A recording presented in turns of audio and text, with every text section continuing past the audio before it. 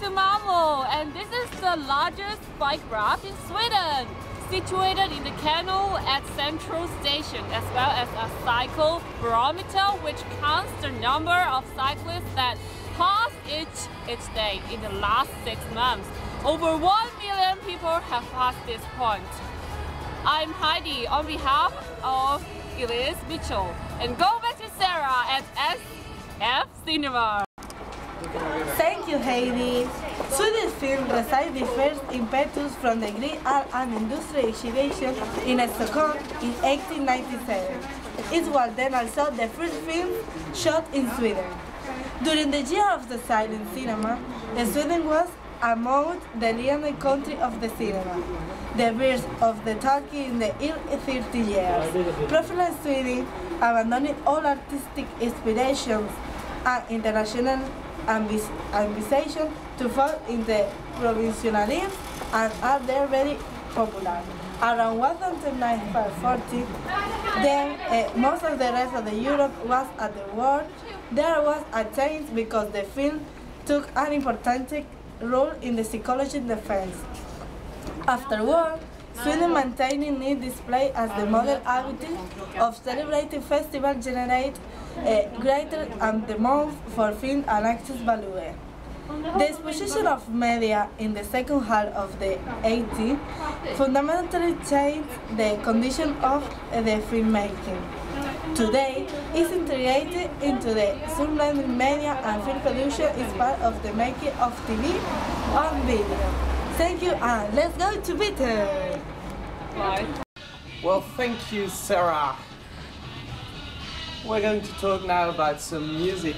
As you have probably already noticed, music is pretty much anywhere in Sweden. Back in the days, the Swedes used to share the tradition of Nordic folk dance music with its neighboring countries. The most common instrument in this genre are the accordion, the clarinet, the fiddle and the nyckelharpa. From the 60s on, pop music in all its genres became more and more popular in Sweden.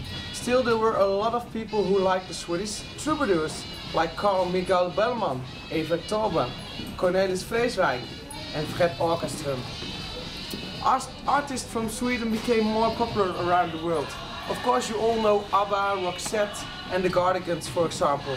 But there's more Swedish music. Export. Swedish death metal bands became very popular in the international heavy metal scene in the start of the early 90s. Nowadays, Sweden is especially known for its alternative pop and rock bands, especially in the festival scene. Bands like The Hives, The Knife and Mando Diao are very well known by people all around the world. And as well as singer-songwriters like, for example, José González. And even though it's long ago, you might hear even some sounds of the ancient folk music back into the music of some of these bands. Well, that's it for now. Let's go back to Heidi. Hi everyone, thank you, Peter. Do you know what candles are for in Sweden?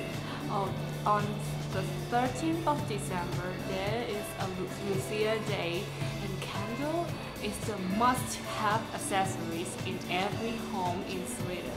And that means Lucia brings joy in the cold winter.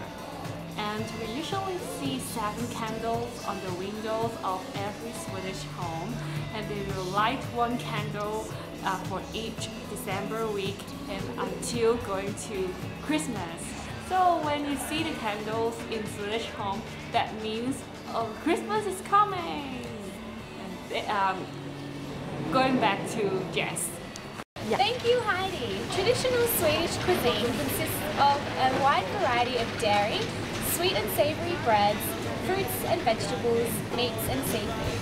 The range of dairy, for example, is extensive and includes such traditional items as fell milk or sour milk and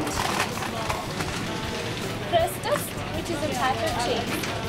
Another Swedish favorite is köttbullar, or meatballs, which is served with boiled potatoes, cream sauce and lingonberry jam. Fika is a Swedish institution.